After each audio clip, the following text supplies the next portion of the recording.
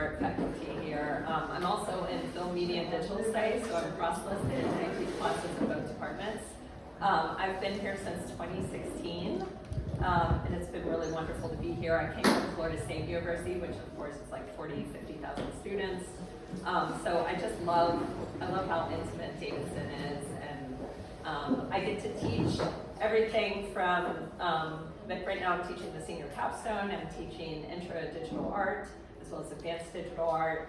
And in those classes, we do a mix of like still images, like 2D images. We don't really touch 3D too much, but we do play around with 4D. And 4D just means that it's playing with the dimension of time, right? Like it's time-based work. So yeah, the piece that you see in front of you, I could go on and on about it, but I'm actually kind of curious. This is like an opportunity for me to get to know what you're thinking. Like, is there anything that you're reading in this imagery, like, that you're picking up on? I'm just curious how people perceive it. And some people know the work. Any takers?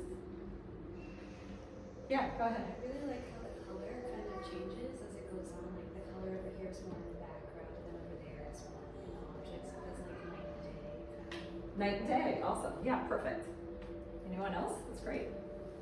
Yeah, go ahead. For me, it kind of reminds me of a hurricane.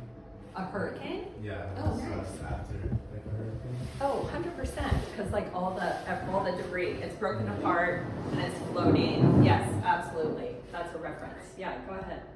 Up against the wall, I don't know your name. I didn't really have a particular interpretation of this, but I noticed that like the shift in gradient from the color starts at the bottom and goes to the top of the panel each time. Yeah, awesome. Yeah, those are all great observations. It's such a treat for an artist to like hear how people are taking in the work.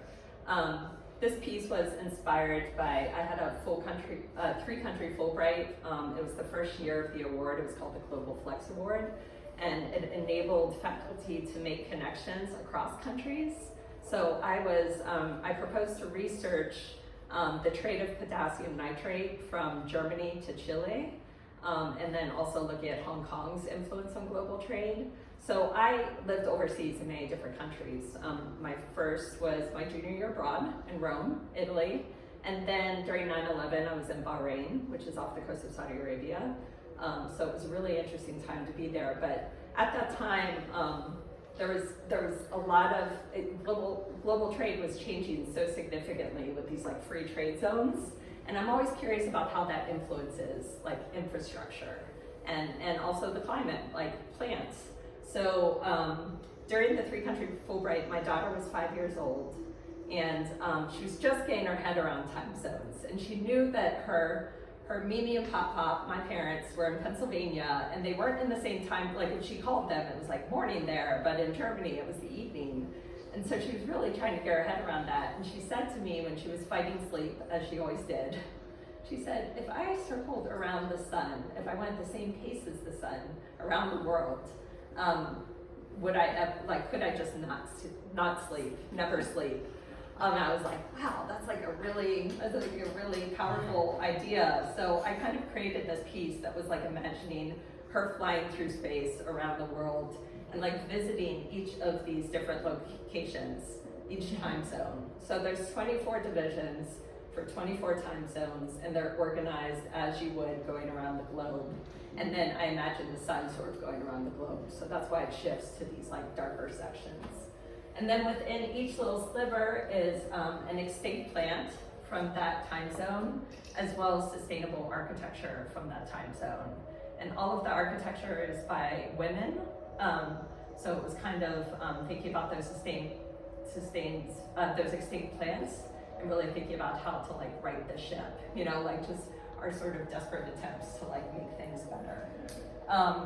And then as far as the process, I found more about these women online. It's a very research heavy piece. And hopefully I plan to produce a book about it so people can learn more about the architects and the extinct plants. And it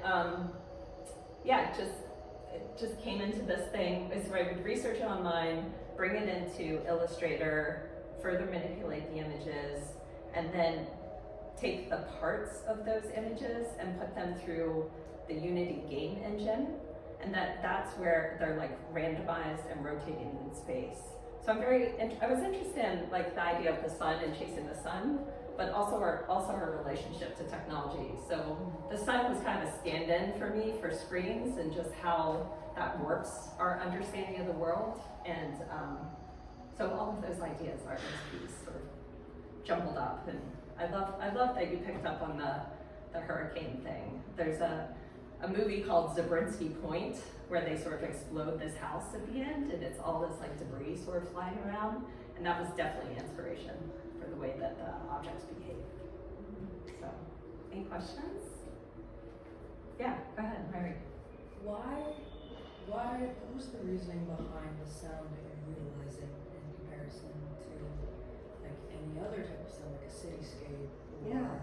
this is where you might find more of the sustainable architecture, Yeah. and the reason behind the Extinction Events? Why choose this soundtrack in particular? Why choose music at all? Yeah, it's a great question. I wanted this installation, the video installation, to be a place for people to process climate grief. Like I purposefully wanted the beanbag so y'all could just sit here and just sort of like look at the imagery and like sort of maybe think about your own experiences with your efforts towards sustainability. And again, I worked with a professor of music at Virginia Tech. His name's Charles Nichols. And I asked for something that was a bit spacey, like it was Sophia like flying through space type of thing. But I also wanted like sort of birds and some other things. But it was meant to be like for the soundscape to be soothing rather than like you're in the city. I wanted you up in the air. Really. Yeah. Anything else? We'll have some time at the end for some more questions. What's up? We'll Okay, have cool. some more time. Awesome. Yeah, we can tell all the artists.